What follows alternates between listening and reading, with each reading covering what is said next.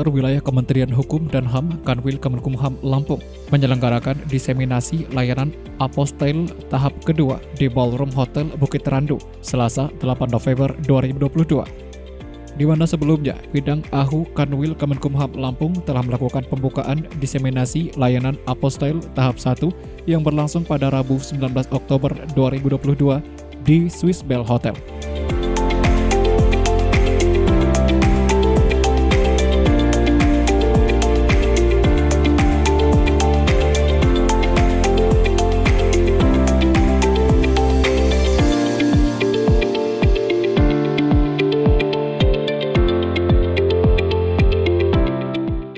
Dalam sambutannya, PLT Kepala Bidang Pelayanan Hukum Hidayatullah Islami dalam laporannya menyampaikan bahwa kegiatan ini dihadiri oleh 150 orang peserta dan menghadirkan 3 narasumber, yaitu Subkoordinator Hukum Ekonomi dan Lembaga Internasional, Direktorat Otoritas Pusat dan Hukum Internasional, Direktorat Jenderal Administrasi Hukum Umum Kementerian Hukum dan HAM RI, Dian Faizal, Dinas Kependudukan dan Pencatatan Sipil Provinsi Lampung, M. Usman, dan Fungsional Pengawas Sekolah Ahli Madya Dinas Pendidikan dan Kebudayaan Provinsi Lampung, Yusuf, serta dimoderatori oleh Fungsional Perancang Peraturan Perundang-undangan Pertama Kanwil Kemenkumham Lampung, Santosa.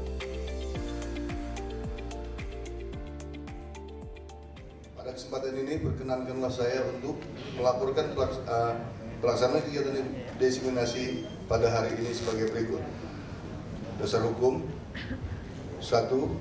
Peraturan Presiden Republik Indonesia Nomor 2 Tahun 2021 tentang pengesahan Konvensi Abolishing the Requirement of Legislation for Foreign Public Document atau Konvensi Penghapusan Persyaratan Legalisasi Terhadap Dokumen Publik Asing, Lembaran Negara Republik Indonesia Tahun 2021 Nomor 3. 2.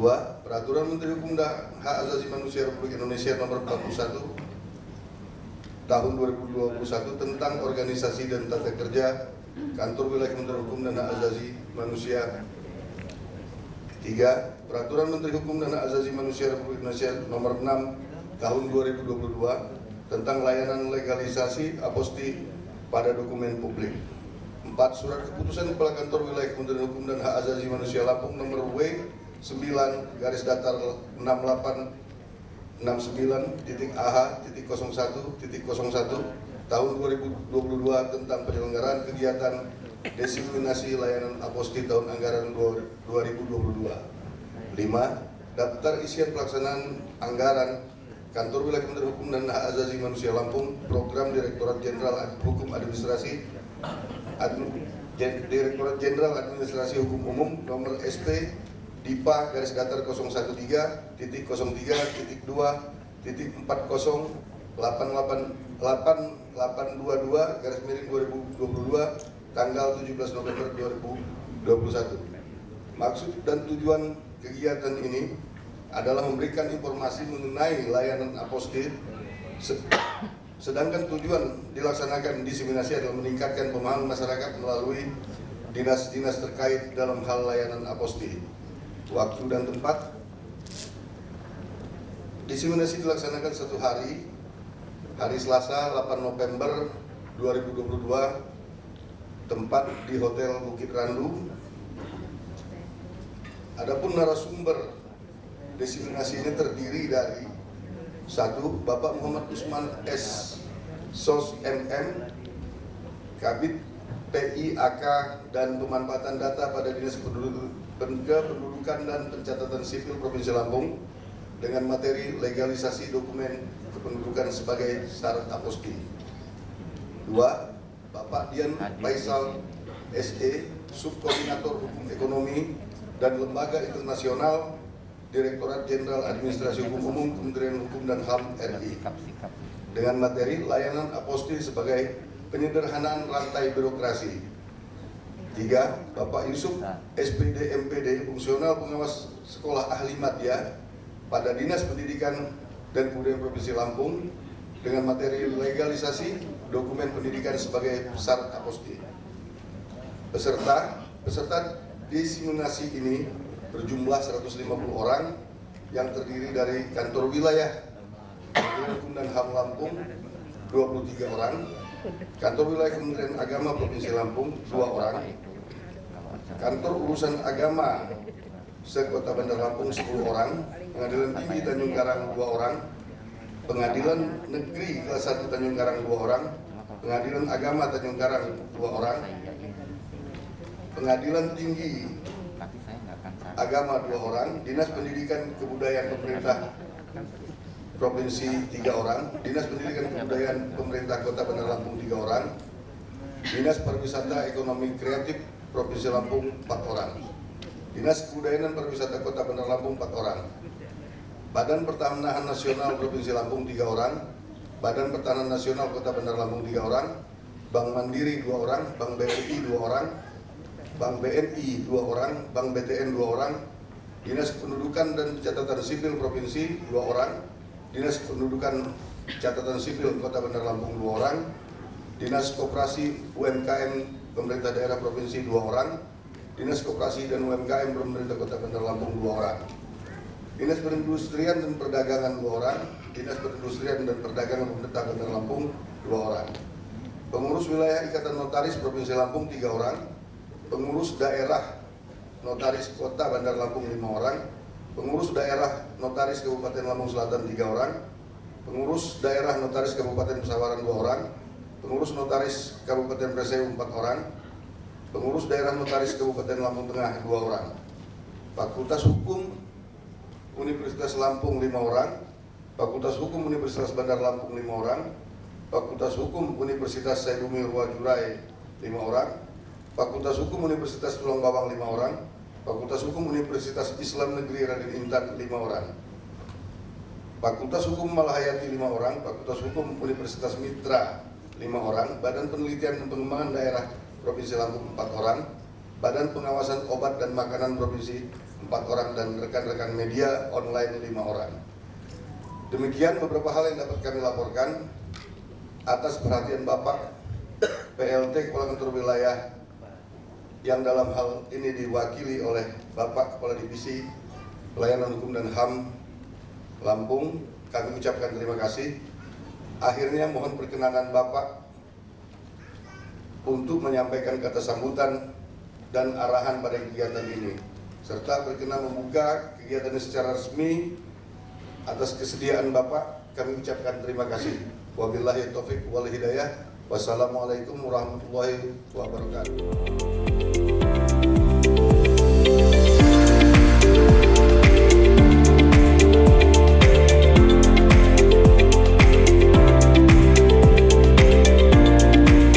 Sementara itu, PLT Kanwil Kemenkumham Lampung Hermansyah Siregar SHMH melalui Kepala Divisi Layanan Hukum Kadif Yankum Kanwil Kemenkumham Lampung, Dr. Alpius Sarumaha SHMH menyampaikan bila Kementerian Hukum dan Hak Asasi Manusia melalui Direktorat Jenderal Administrasi Hukum Umum atau AHU terus berupaya untuk meningkatkan kualitas pelayanan publik dengan menginisiasi penyederhanaan proses legalisasi dokumen publik melalui hadirnya layanan apostille. Kegiatan ini seperti yang ada di monitor, yaitu diseminasi pelayanan aposti. Tulisannya apostile, bahasa gaulnya aposti, bahasa gaulnya. Karena ini memang anggarannya ada di Dipa AHU seperti disampaikan oleh Ketua Panitia tadi. Kalau tidak kami laksanakan, ya itu kami kena tegur nanti. Uang ada, kenapa nggak dilaksanakan? Dan tujuan utamanya adalah tidak lain supaya yang kedua kalinya ini terkait aposti ini benar-benar merakyat, benar-benar ini bisa kita ketahui semuanya. Dan ini pelaksanaan yang kedua kali.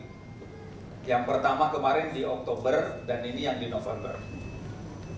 Hadirin yang saya hormati, Kementerian Hukum dan HAM melalui Direktorat Jenderal AHU terus berupaya untuk meningkatkan kualitas pelayanan publik dengan menginisiasi penyederhanaan proses legalisasi dokumen publik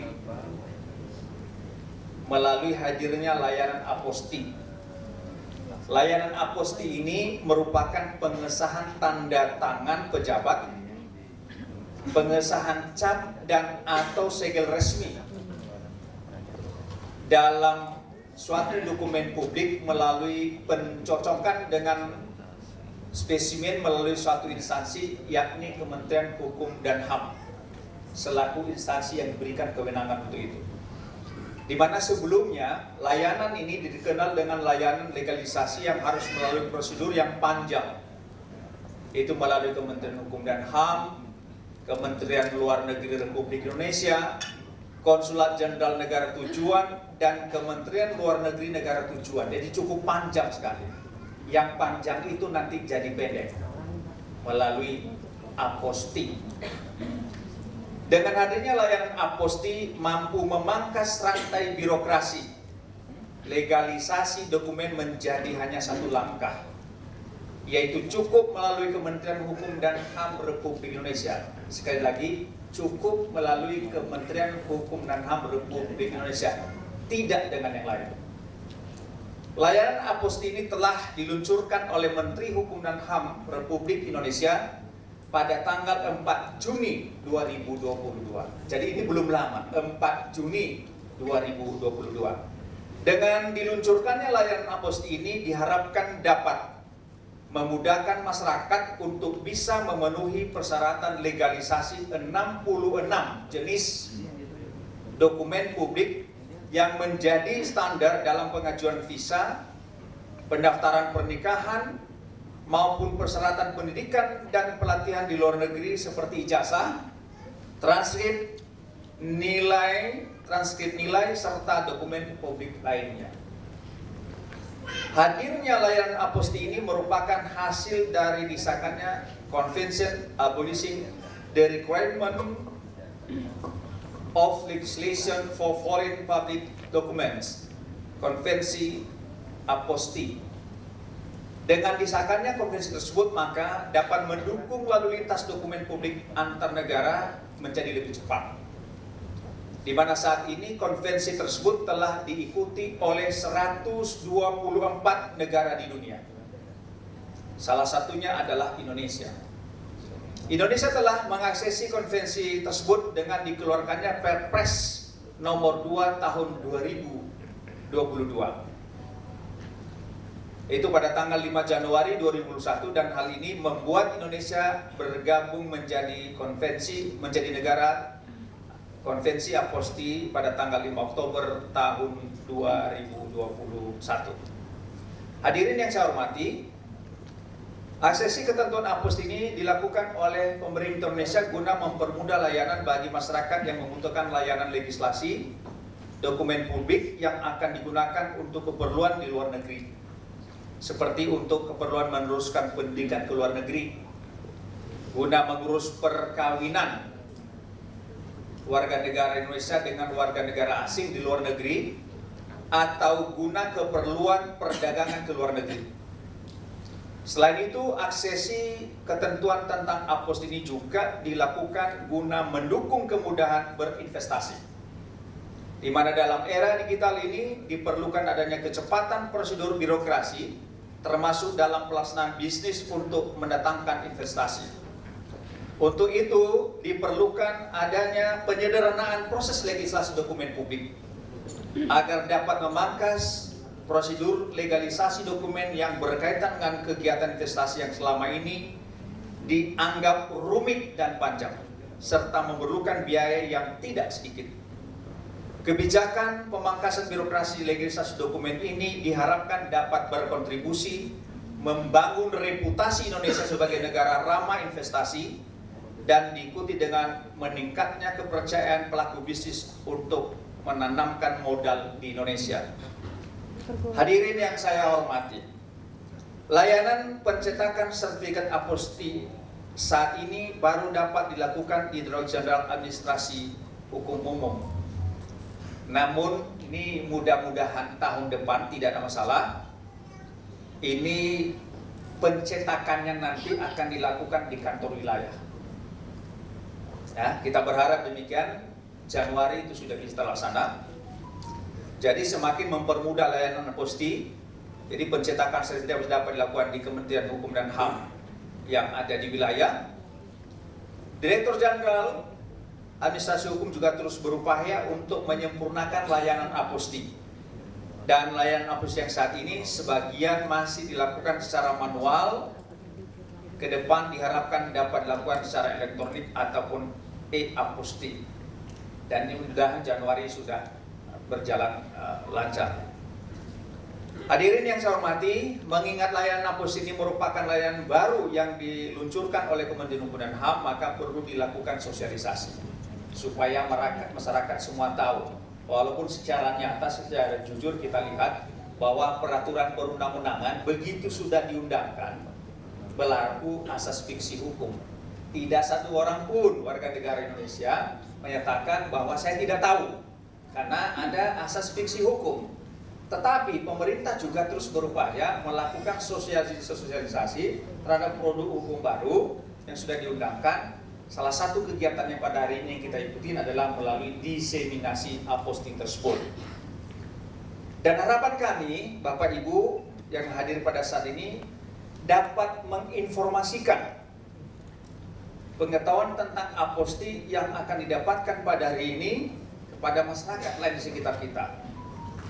Sehingga layanan aposti ini dapat dimanfaatkan oleh masyarakat yang membutuhkan. Hadirin yang saya hormati, demikian yang bisa saya sampaikan, dan akhirnya dengan mengucapkan Bismillahirrahmanirrahim, diseminasi layanan aposti di wilayah Provinsi Lampung saya nyatakan secara resmi dibuka.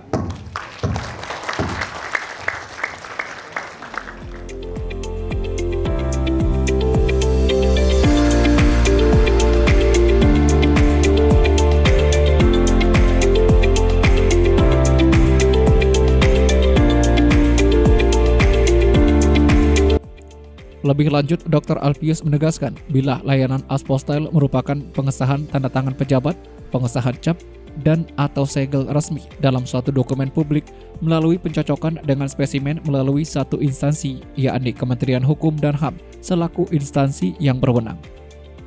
Di mana sebelumnya layanan ini dikenal dengan layanan legalisasi yang harus melalui prosedur yang panjang, yakni melalui Kementerian Hukum dan HAM, Kementerian Luar Negeri RI, Konsulat Jenderal Negara Tujuan, dan Kementerian Luar Negeri Negara Tujuan.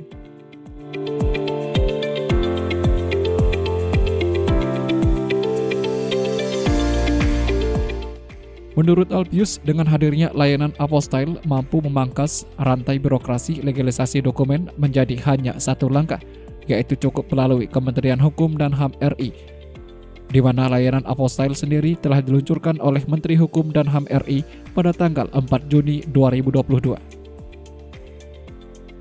Dengan diluncurkannya layanan Apostil ini, Dr. Alpius mengharapkan dapat memudahkan masyarakat untuk bisa memenuhi persyaratan legalisasi 66 jenis dokumen publik yang menjadi standar dalam pengajuan visa dan pendaftaran pernikahan, maupun persyaratan pendidikan dan pelatihan di luar negeri seperti ijazah, transkrip nilai, serta dokumen publik lainnya. Kadif Yankum mengakui dengan hadirnya layanan Apostil ini merupakan hasil dari disahkannya Convention Abolishing the Requirement of Legalization for Foreign Public Document atau Konvensi Apostil. Dengan disahkannya konvensi tersebut, maka dapat mendukung lalu lintas dokumen publik antara negara menjadi lebih cepat. Di mana saat ini konvensi tersebut telah diikuti oleh 124 negara di dunia, salah satunya adalah Indonesia. Lebih lanjut, Dr. Alpius mengatakan Indonesia telah mengaksesasi konvensi tersebut dengan dikeluarkannya Peraturan Presiden Republik Indonesia Nomor 2 Tahun 2022 tentang pengesahan Convention Abolishing the Requirement of Legalization for Foreign Public Document atau Konvensi Penghapusan Persyaratan Legalisasi terhadap Dokumen Publik Asing pada tanggal 5 Januari 2021. Dan hal ini membuat Indonesia tergabung menjadi negara konvensi Apostil pada tanggal 5 Oktober 2021. Memang benar, ini ada informasi baik kepada kita bahwa untuk tahun depan itu sudah bisa dicetak, ya, dicetak sertifikatnya di kantor wilayah. Sehingga ini memudahkan teman-teman yang menggunakan layanan itu bisa terlayani dengan baik. Nah, seperti itu. Mungkin itu penjelasannya. Mungkin dibandingkan dengan sebelumnya Pak, dengan adanya layanan apostil ini gimana dengan Pak? sebelumnya itu kan 3 kementerian terus lewat jadi lama. Sekarang dalam waktu yang sesingkat-singkatnya bisa kita dapatkan. Yang penting apa yang diajukan itu terverifikasi dengan baik, maka itu akan langsung bisa bisa dikeluarkan. Dan yang perlu itu verifikasinya. Kalau sudah lolos verifikasi ya sudah 3 hari jadi. Bisa untuk dokumen apa saja tadi Pak? Nah itu nanti bisa kita lihat dokumennya seperti yang ada di pasal 2 Permenkumham 6 tahun 2022. Itu lengkap di situ di pasal 2-nya. Dokumen apa saja yang bisa diapostikan, jadi dilegalisasi seperti itu. Contohnya? Nah 66 jenis. Nah contoh-contohnya itu seperti misalnya kita melanjutkan pendidikan di luar negeri, tapi khususnya di negara-negara yang sudah tergabung di aposti tersebut, yang sudah mengesahkan aposti itu. Lengkapnya di situ di pasal 2 bisa ada jelas. Termasuk dokumen pernikahan tadi Pak? Iya.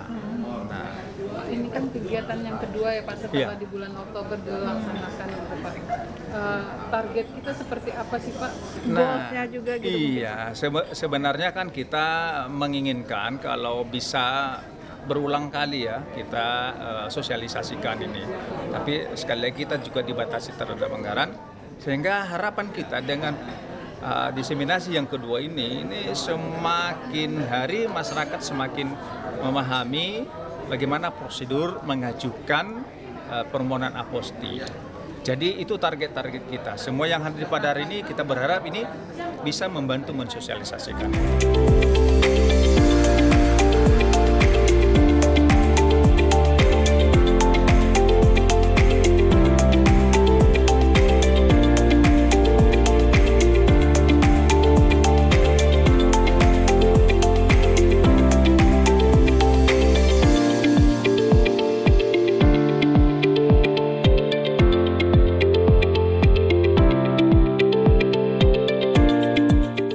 Namun demikian, Dr. Alpius menegaskan dari layanan apostel saat ini masih terpusat di Kemenkumham melalui Direktorat Jenderal Administrasi Hukum Umum atau AHU. Namun mulai tahun 2023 mendatang sudah bisa dicetak sertifikatnya di kantor wilayah, salah satunya Kanwil Kemenkumham Lampung.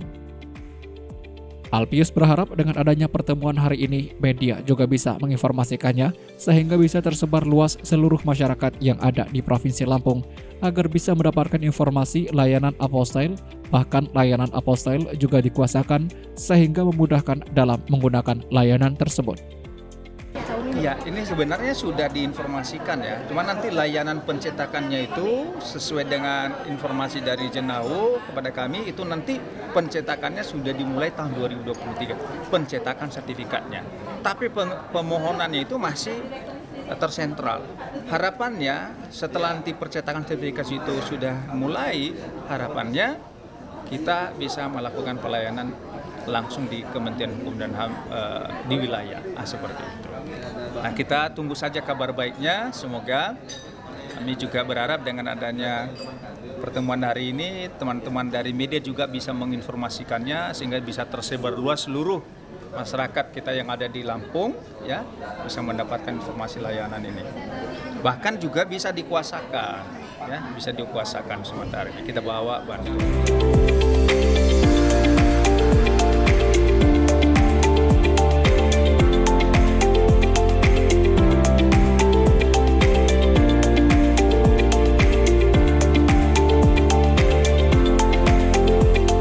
Sementara pemateri diseminasi layanan apostil tahap 2 Dian Faizal SH dari Subkoordinator Hukum Ekonomi dan Lembaga Internasional Direktorat Otoritas Pusat Hubungan Internasional Direktorat Jenderal Administrasi Hukum Umum menjelaskan layanan apostil sebagai penyederhanaan rantai birokrasi. Menurutnya ada 124 negara dari 193 negara anggota PBB yang termasuk dalam apostil, di antaranya Senegal 2022, Pakistan 2022, Arab Saudi 2022, Indonesia 2021, Singapura 2021, dan beberapa negara lainnya.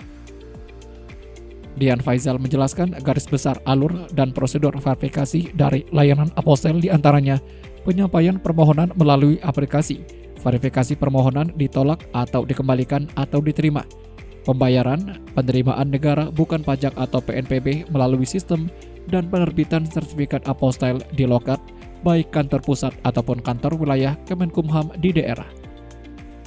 Tadi Pak Kadif sudah menyampaikan ada 124 negara yang sudah meratifikasi konvensi ini. 3 terbaru itu ada Senegal, Pakistan, dan Arab Saudi. Tapi 3 negara ini baru berlaku di tahun 2023. Yang berlaku di tahun ini baru 121 negara, yang termasuk Indonesia. Itu. Nah, ini ada beberapa catatan. Senegal kapan? Bulan Maret. Pakistan bulan Maret. Arab Saudi di Desember tahun ini. Tanggal-tanggal itu asalnya dari mana? Jadi gini, tadi Pak Kadif sudah bilang, kita meratifikasi pada tanggal 5 Oktober 2021. Dasar hukumnya adalah penerbitan Perpres nomor 2 tahun 2021 ya pada tanggal 5 Januari. 5 Oktober kita ratifikasi. Waktu itu Pak Menteri sendiri yang menyampaikan speech pada acara sesi tahunan dari HCCH, dari Hague Conference. Hitungannya adalah kita berlaku pada tanggal 4 Juni 2022. Ratifikasi 5 Oktober, kenapa tidak langsung berlaku? Jadi aturan konvensi itu memberikan waktu 6 bulan dan 60 hari. 6 bulannya itu untuk masa sanggah apabila ada negara lain yang menyanggah Indonesia untuk masuk menjadi negara pihak. Dan 60 harinya adalah persiapan layanan apostinya. Jadi jatuh pada tanggal 4 Juni 2022. 4 Juni itu hari Sabtu Bapak dan Ibu. Nggak bisa mundur, nggak bisa maju. Jadi pada tanggal 4 Juni mau nggak mau aposti Indonesia harus berlaku. Itu. Jadi hitungannya adalah seperti itu. 6 bulan 60 harinya. Lanjut. Bedanya apa? Nah, tadi moderator bilang kan, ini saya kasih perbandingannya. Jadi garis besarnya dulu ketika aposti belum ada, legalisasi itu masih ada, bukan yang dihapus. Legalisasi yang namanya aplikasi elektron tetap masih ada. Gitu. Aposti hanya berlaku kepada negara-negara yang sudah meratifikasi konvensi aposti atau kita sebut negara pihak. Gitu. Selain dari negara pihak masih berlaku legalisasi yang kami sebut legalisasi konvensional. Itu perbandingannya adalah contoh ini kan banyak adik-adik mahasiswa biasanya mungkin punya keinginan buat bersekolah di luar negeri. Saya ambil contoh yang nggak usah yang jauh-jauh, yang dekat aja, Singapura. Singapura sudah meratifikasi konvensi aposti pada tahun 2021. Orang mau sekolah ke Singapura. Sebelum berarti kan ijazahnya dilegalisir dulu ya. Misalnya persyaratannya ijazah dilegalisir dan transfer nilai. Dilegalisir dulu lah ke sekolah. Setelah dilegalisir ke sekolah, di autentifikasi kedua di Kumham. Ini kita ngomongin data yang konvensional. Habis dari Kumham ke Kemlu, habis dari Kemlu ke kedutaan. Dari kedutaan ada beberapa negara harus ke Kemlu, negara yang dituju. Singapura termasuk. Baru bisa digunakan di institusi yang dituju. Panjangnya aposti. Nah, setelah melakukan legalisir di universitasnya, langsung dimohonkan ke aposti. Setelah terbit sertifikat aposti, langsung bisa digunakan di institusi yang dituju. Itulah perbedaannya. Ada pemotongan rantai birokrasi, ada efisiensi waktu dan biaya. Kenapa sih bilang efisiensi waktu dan biaya? Kalau birokrasinya panjang, biayanya banyak. Tadi saya bisa ngobrol sama para narasumber ini, gitu. Jadi mereka udah dapat bocoran duluan. Gitu. Legalisasi yang mahal itu adalah legalisasi yang dilakukan di kedutaan. Saya ambil termurah Filipina. Filipina itu 400.000 per dokumen. Gitu. Belum yang mau ke Eropa. Nah itu panjang dan mahal. Kalau aposti memang biayanya, nanti saya ngomong biayanya lah. Ya, jadi perbedaannya adalah ini. Next mas. Dasar hukumnya, ya, saya nggak perlu ngomongin dasar hukumnya ya. gitu kan. Bapak dan Ibu bisa baca sendiri. Perpresnya ada, permennya ada, Kemmennya ada. Permennya itu mengatur mengenai layanan legalisasi aposti pada dokumen publik gitu. Kalau Kemmennya ya adalah yang mengatur tentang daftar dan jenis dokumen. Kenapa kami bisa? Daftar jenis dokumen ini sifatnya dinamis. Negara pihak diberikan otorisasi gitu. Jadi kita diberikan seluas-luasnya, silakan menentukan dokumen sendiri, dokumen apa saja. Gitu. Karena dokumen kita sama negara lain nggak mungkin sama. Jadi kita yang menentukan dokumen sendiri gitu. Objeknya kita yang nentuin dokumennya apa saja. Gitu. Dalam menentukan dokumen ini, Pak Menteri Hukum dan HAM bersurat kepada seluruh menteri atau kepala lembaga tentang aposti, mana daftar jenis dokumen dari yang institusi itu punya untuk yang dimasukkan ke dalam objek dari aposti. Jadi kami tidak menentukan. Contohnya dokumen pendidikan, Pak Menkumham bersurat kepada Pak Mendikbud. Pak Mendikbud yang menentukan ini dokumen kami. Dokumen catatan sipil kependudukan, kami bersurat dengan ke Pak Mendagri. Pak Mendagri yang menentukan. Jadi Kemenkumham hanya menentukan dokumen yang diterbitkan oleh Kumham sendiri. Dokumen lain bukan kami menentukan, tapi balasan surat dari Pak Menkumham. Seperti itu. Jadi Bapak Ibu nih saya udah kasih tahu, nanti dokumennya nanti saya kasih tahu lagi. Lanjut. Nah ini buat teman-teman Kanwil, tadi kan Pak Kadif udah bilang kan, tahun depan mudah-mudahan di Kanwil bisa cetak. Karena sekarang pencetakan masih dilakukan di gedung layanan Direktorat Jenderal Administrasi Hukum Umum yang ada di Cikini. Jadi Bapak Ibu yang mohon aposti, permohonannya memang online, tinggal diakses di online. Tapi pengambilan sertifikatnya yang harus datang. Karena apa? Karena kami harus melihat fisiknya. Dan sertifikatnya harus kami rekatkan ke dokumen yang diapostikan. Seperti itu. Yang pertama adalah itu ya. Nanti Kanwil itu bisa melakukan pencetakan, bisa melakukan konsultasi. Kami sedang menyiapkan petunjuk praktis untuk layanan aposti, sehingga teman-teman Bapak Ibu mungkin nanti nggak perlu jauh-jauh ke Jakarta, gitu kan. Bisa ke Kanwil kalau mau menjadi pemohon layanan aposti. Dan diseminasi tetap harus dilakukan karena memang ini sudah menjadi tugas dari kantor wilayah sebagai panjang tangan dari Kementerian Hukum dan HAM yang ada di pusat, seperti itu. Jadi peran Kanwil adalah untuk yang ada sekarang adalah seperti ini, tempat melakukan pencetakan karena teratur dalam permennya sendiri. Lanjut Mas, lanjut. Nah ini statistik, kebetulan ini statistiknya belum kami perbaiki. Gitu. Jadi per hari itu kami harus memverifikasi itu permohonan antara 450 sampai 500 dokumen per hari. Verifikasi yang kami lakukan 3 tahap, pertama, kedua, dan ketiga. Gitu.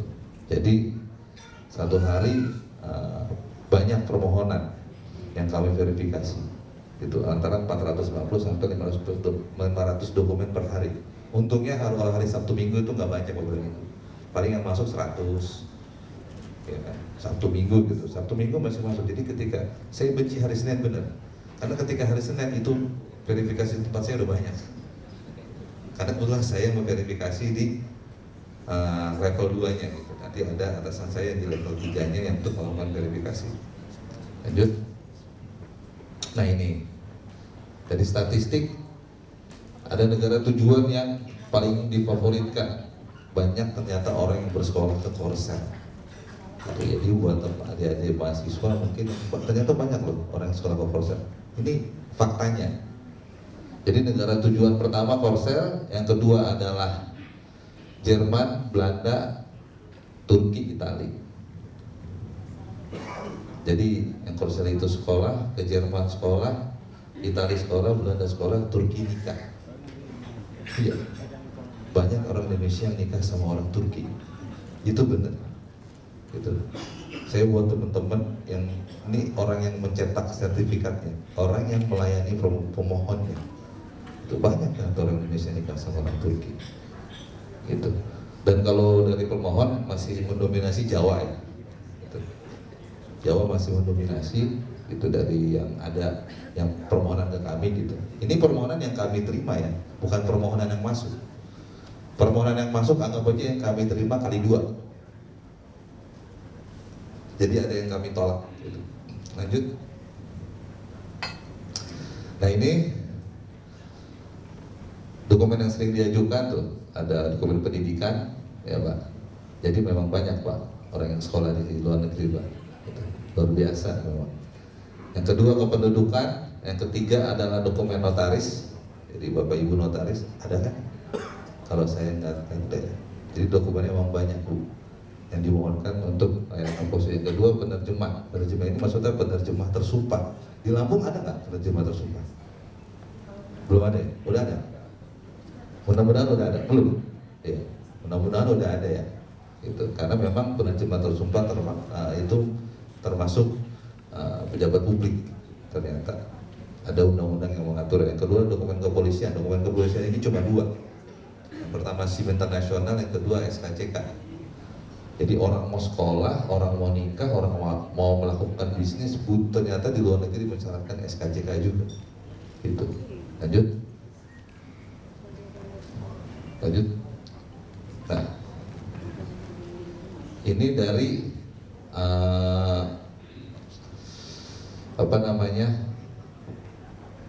pengaturan melalui permen apostille itu sendiri. Jadi apa sih yang kami beri klarifikasi?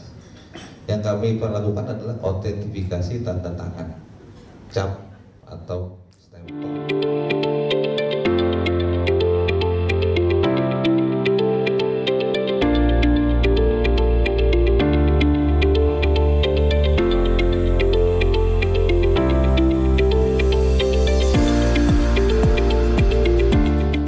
Sementara Yusuf MPD dari pengawas sekolah, pengawas madya pada Dinas Pendidikan dan Kebudayaan Provinsi Lampung membahas tentang legalisasi dokumen pendidikan sebagai persyaratan apostille. Dirinya menyampaikan bahwa untuk Kemendikbudristek saat ini telah berkolaborasi dengan Kemenkumham yakni melalui layanan apostille. Setidaknya 16 dokumen yakni ijazah, sertifikat lembaga khusus, sertifikat profesi, sertifikat pendidik, SKTP, STTPL, P4TK dan LP3TK, dokumen DUX, dokumen NRG, surat keterangan mengikuti pelatihan, piagam penghargaan berprestasi, sertifikat penetapan cagar budaya, sertifikat penetapan warisan budaya tak benda, dokumen pendidikan, dan dokumen kebudayaan lainnya. Jadi Bapak Ibu nanti kalau anaknya mau keluar negeri, ternyata yang diapostikan ini, dan otomatis ini akan bekerja sama dengan beliau-beliau ini, notaris. Karena dokumen-dokumen itu sebagian ada yang harus melalui notaris dulu. Karena harus ditranslate dulu, kemudian mendapatkan legalitas dari notaris dan lain-lain. Begitu proses Bu ya. Tapi tidak usah kita, kalau prosesnya nanti panjang. Yang jelas ini ada 16 dokumen. Bahkan sertifikat ya NRG, kemudian NUPTK termasuk di situ sudah ada. Nah, untuk agama tadi dari pengadilan agama tadi ada berapa? Udah saya sebutkan ada 13 Pak. Karena sebagian ada yang kaitannya dengan pendidikan saya ungkapkan.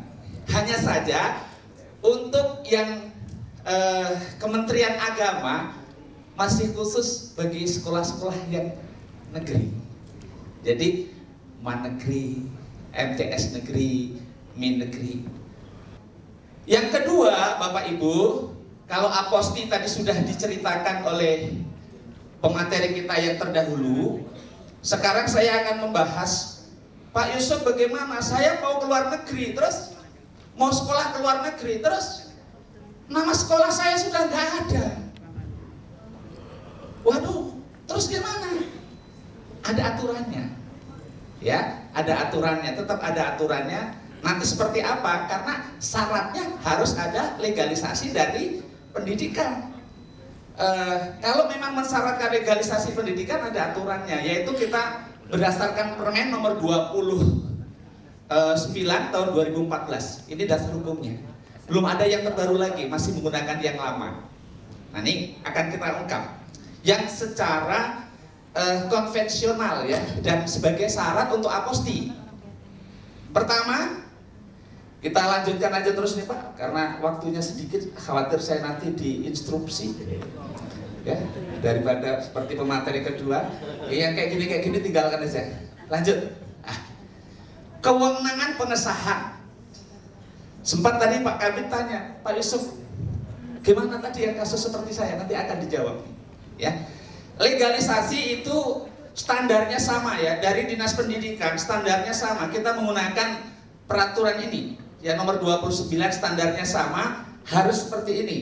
Jadi dari Sabang sampai Merauke untuk legalisasi itu bentuknya sama. Kalau belum bentuknya sama, mohon diperbaiki untuk legalisasinya. Bentuknya seperti ini ya, stempel unit kerja, kemudian ada seperti ini contohnya, tempat, tanggal, bulan, surat, dan sebagainya. Sebaiknya seperti ini. Kalau belum, mohon kiranya legalisasinya itu disesuaikan.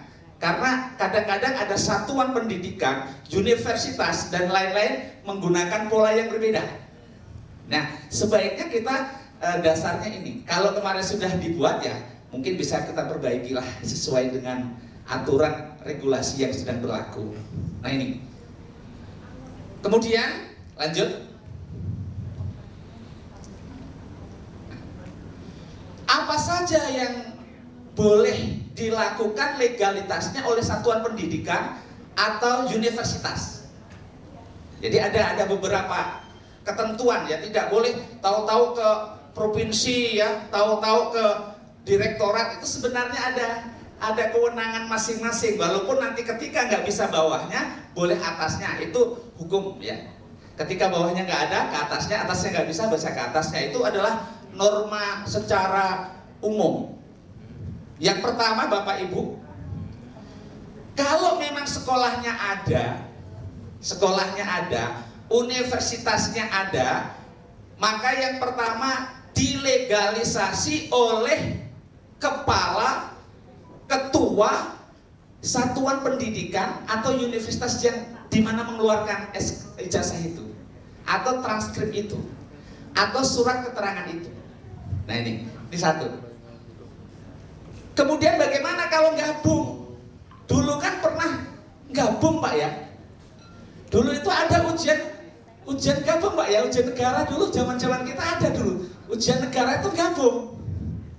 Bagaimana kalau ujian negara waktu gabung sehingga nama ijazah kita bukan nama sekolah kita sekolah. Maka siapa yang tanda tangan? Sudah ada aturannya. Yang tanda tangan adalah sekolah yang tempat kita menggabung tadi. Pamannya ada SMP PGRI, waktu ujian gabung dengan SMA Negeri 1 Bandar Lampung, maka yang melegalkan adalah SMA 1 Bandar Lampung, bukan SMA PGRI. Nah, termasuk nih dulu ya, mungkin Malahayati belum melaksanakan ujian dulu ya. Kalau sekarang kan sudah masing-masing sudah ujian masing-masing, bahkan tidak ada lagi ujian negara ya. Kalau dulu kan ada ujian negara dan ijazahnya dikeluarkan oleh tempat kita ujian negara. Pernah yang seperti itu. Sekarang nggak ada lagi, tenang aja. Ini untuk masalah-masalah kami yang sudah agak tua. Kemudian ini tempat bergabung nih, jelas Bapak Ibu ya. Jadi kalau ada pertanyaan nanti, oh jelas. Kemudian berikutnya, nah ini, balik lagi nih. Kecepatan Mas. Satu lagi tadi Mas, kenaik sedikit. Ah ini yang jadi masalah. Ini kayaknya agak grogi buat saya nih. Ada universitas yang sudah tutup. Ada SMA yang sudah tutup. Bagaimana legalisasinya? Walaupun sudah tutup, saya masih ingin melanjutkan lagi. Ada aturannya. Jelas ini.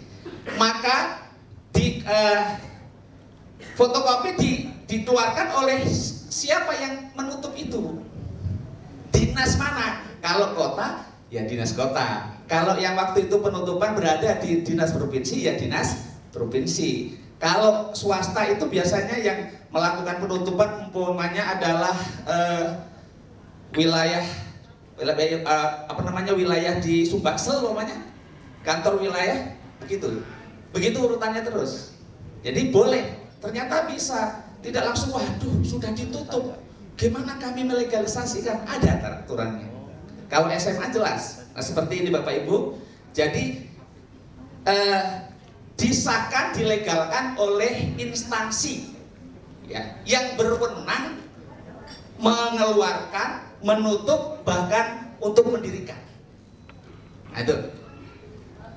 Terakhir bagaimana kalau sekolah di luar negeri? Nah, sekolahnya SMP-nya luar negeri, tapi sekarang sudah SMA, dia pengen balik lagi, melanjutkan ke luar negeri, maka boleh menggunakan legalisasi tempat sekolah dia awal.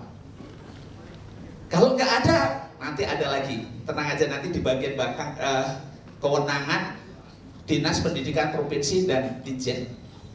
Ini yang pertama, kewenangan Satuan Pendidikan.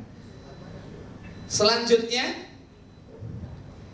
kewenangan rekan-rekan yang berada di dinas kabupaten kota. Nah, apa kewenangannya? Satu, nih. Yang pertama adalah, ya, apabila ada surat STTP pengganti yang dikeluarkan oleh dinas itu. Kadang-kadang ada yang pengganti Bapak Ibu ya, surat keterangan pengganti atau dia ijazah yang dikeluarkan oleh dinas pendidikan itu boleh. Biasanya apa yang dikeluarkan ini? Nanti ada sekolah penyetaraan ya. Paket-paket C itu kan ditandatangani oleh dinas pendidikan Pak ya. Maka pelegalannya harus menggunakan legalitas yang ada di dinas pendidikan tersebut. Nah itu. Kemudian di paket C sudah langsung aja pengesahan fotokopi ijazah di mana dia berdomisili. Boleh begini Pak, dia berasal dari Lahat, SMA-nya di Lahat, Sumatera Selatan. Sekarang ikut ayahnya sedang tugas di Lampung, harus dilegalisasi. Itu boleh dilegalisasi di tempat kita domisili. Tidak harus pergi ke Lahat lagi. Kalau itu nggak diterima, berarti yang nggak menerima itu yang tidak tahu aturan. Kadang-kadang nggak diterima ya Pak ya. Ya itu sebenarnya harusnya diterima. Ya ke saya jangan. Nanti saya sampaikan ke kawan-kawan. Insya Allah kalau dinas pendidikan menerima Pak. Karena dinas-dinas kami ini tahu persis kok aturannya. Apalagi dinas provinsi, ini senior-senior saya masalahnya. Nah ini. Kemudian berikutnya Pak, sudah ke provinsi. Nah ini. Provinsi itu untuk mengesahkan surat keterangan ya pengganti ijazah yang dikeluarkan oleh provinsi. Jadi ada surat keterangan yang setara dengan ijazah. Tapi ini sepertinya jarang mendengarkan Bapak Ibu tadi. Bagi sekolah-sekolah mengapa dia mendapatkan surat ini nanti ceritanya panjang kalau saya ceritakan. Surat keterangan pengganti ijazah ini dikeluarkan jika 1, ya 2, 3, 4 itu banyak. Tapi ada surat keterangan pengganti ijazah dan statusnya setaranya sama dengan ijazah. Ini bagi yang mau masuk anggota dewan, ya contoh ijazahnya hilang, fotokopinya juga hilang, rapornya hilang, surat keterangan lulusnya hilang. Tapi dia punya saksi, gurunya masih hidup, ya gurunya masih hidup, kawannya masih hidup, dan dia bisa bersumpah. Akan muncullah surat keterangan ya pengganti yang setara dengan ijazah. Tapi untuk ini nanti ada materi khusus, kalau seperti ini panjang nih masa ceritanya. Karena kita hanya legalitas nih Pak ya. Lanjut lagi Pak, biar cepat. 8 jam materi itu. Waduh, 8 jam. Kemudian yang terakhir ini Ditjen Kementerian. Ya, aneh. Pak Yusuf, gimana Pak Yusuf ya? Saya ini nggak mungkin lagi ke Lampung. Kenapa? Lah, saya ini sudah kerja di Jakarta dan anak saya barusan pulang dari sini. Sudah, ini ada jelas. Ada yang kalau memang dikeluarkan oleh pendidikan luar negeri di-jet. Pak Yusuf, saya nggak mau ke di-jet, biayanya mahal. Boleh pakai atau? Ternyata boleh atau itu boleh. Boleh ke provinsi, Pak. Saya ini nggak provinsi, saya di tadi dia ada pesisir barat, kata ibu tadi. Pesisir barat, saya di pesisir barat ke provinsi. Boleh atau lagi? Atau di kabupaten kota. Pak Yusuf, nggak ada kabupaten kota, boleh nggak ada kecamatan? Nggak boleh, Bu, ya. Batasnya hanya kabupaten kota aja. Nanti terakhirnya, Pak, nggak usah saya legalisir, nggak boleh juga. Maka ada aturannya jelas, ya. Ternyata itu Dinas Pendidikan sudah mengantisipasi dan tidak menyulitkan bagi putra-putri negara kita ini untuk melanjutkan pendidikan. Dan ternyata legalisasinya itu secara khusus udah ada aturannya.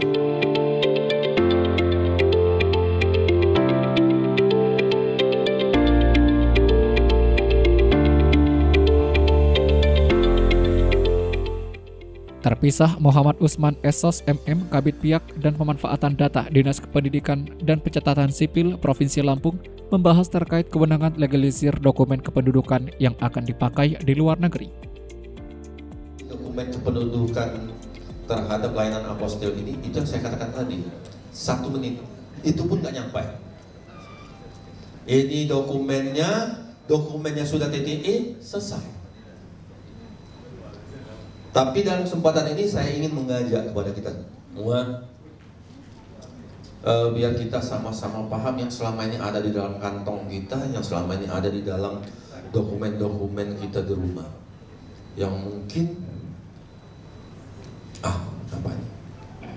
prosesnya seperti apa sehingga muncul sampai di dalam dompet, sehingga muncul ada di dalam tas-tas dokumen kita. Baik, sebelum masuk ke sana, Bu, kami akan sedikit review. Dulu waktu saya SD sama SMP, SMA, kita diajari bahwa sebuah negara itu baru bisa dikatakan negara apabila dia memenuhi berapa unsur? Ada 4. Yang pertama, dia ada wilayah. Kemarin ada mendeklarasikan bahwa siapa itu namanya di sebuah negara, dia menyatakan bahwa dia presiden. Belum bisa. Nah, itu tanda-tanda. Ini yang kadang-kadang sering merusak konsentrasi. Saya langsung ke sana itu. Jadi materi saya di sana. Ada wilayah, ada penduduk, ya kita ini. Jadi kalau suatu wilayah tidak ada penduduk, mau dikatakan negara ya nggak mungkin. Tadi yang sampaikan Pak Kepala Divisi, Nias itu yang setitik itu di peta, Bu, Bapak. Tapi kalau Bapak Ibu datang ke Nias itu luar biasa luasnya, ya. Ada pemerintah, ada wilayah, ada penduduk. Ini untuk adik-adik mahasiswa nih jurusan hukum, fakultas hukum. Kalaupun ada visipol, ya, harus ada pemerintah, baru bisa dikatakan negara. Apakah cukup? Belum. Kalau untuk negara itu terkucilkan, iya, berdiri 3. Apostil ini adalah dalam rangka negara kita, adalah karena untuk diakui oleh negara lain. Maka inilah komponen negara. Bapak Ibu sekalian yang kami hormati, tugas Dukcapil ini adalah melaksanakan amanat konstitusi. Pasal 33, pasal 26 ayat 3. Bahwa seluruh urusan warga negara, bahwa seluruh urusan penduduk itu diatur dengan undang-undang. Maka terbitlah undang-undang tentang yang mengatur tentang administrasi kependudukan. Tugas negara dalam hal kependudukan yaitu memastikan memberikan perlindungan hukum kepada seluruh penduduk warga negara Indonesia dengan memberikan dokumen kependudukan. Bu, ini sederhana banget ini, Pak. Cukup nggak sih? Tapi dalam pelaksanaannya 277 orang ini wajib hukumnya kami berikan. Kalau hanya ukurannya Bandar Lampung, Tataan, Metro, itu cemen bagi kami. Tapi yang di atas gunung, yang di lembah, yang di seberang pulau, yang di mana-mana itu, yang mereka tidak mampu berjalan, yang mereka tidak mampu untuk berbuat, harus kami datangi. Salah kami Dukcapil kalau kami tidak datangi dan mereka ternyata tidak memiliki dokumen. Itu tugas yang kami lakukan. Kalau tadi dikatakan oleh narasumber kita bahwa begitu banyaknya dinas pendidikan, 16 dokumen, itu adalah dokumen-dokumen orang yang sekolah. Kementerian Agama adalah dokumen-dokumen orang yang mau urusan apa? Tapi dokumen kependudukan orang yang nggak sekolah harus kami kasih, orang yang nggak nikah kami kasih, orang yang segala macam, orang yang ada di ujung harus kami kasih. Bahasanya, Bu, sedikit Bu, yang dikerjakan oleh apa? Dukcapil ini hanya 2, pendaftaran penduduk dan pencatatan sipil, cuma 2. Tapi isinya di dalam penerbitan NIK saja itu tidak sesederhana yang kita bayangkan.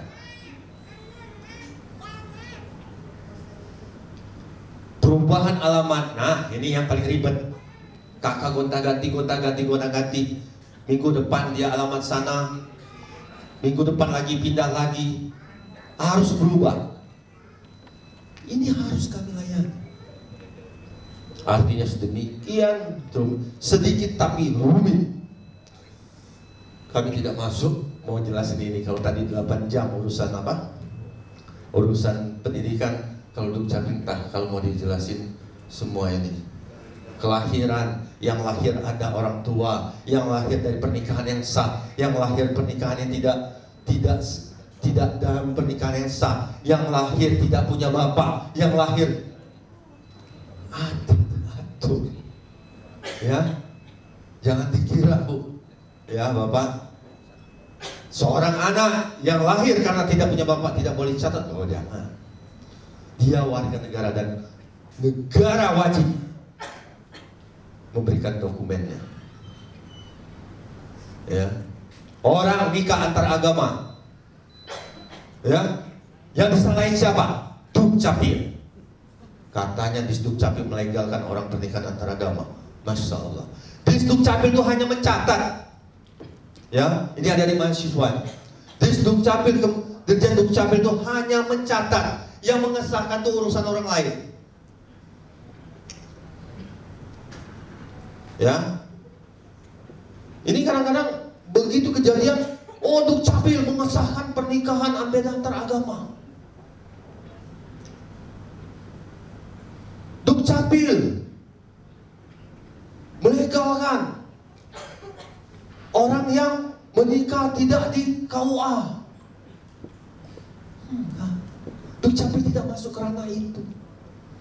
Dukcapil memiliki kewajiban mencatat setelah memenuhi ketentuan perundang-undangan yang berlaku. Ini ruang lingkup tugas kami. Sedikit saja saya. Inilah transformasi Dukcapil. Ada nggak saksi sejarah dalam ruangan ini yang punya KTP kuning? Dulu. Yang buatnya di kepala desa? Ada? Ah, 1. Yang neken yang tanda tangannya KTP itu di belakang badan? Camatnya. Dan saya lakukan itu. Dan 1 orang memiliki KTP berapa? Ada yang 5, 6, 7. Ini bukan.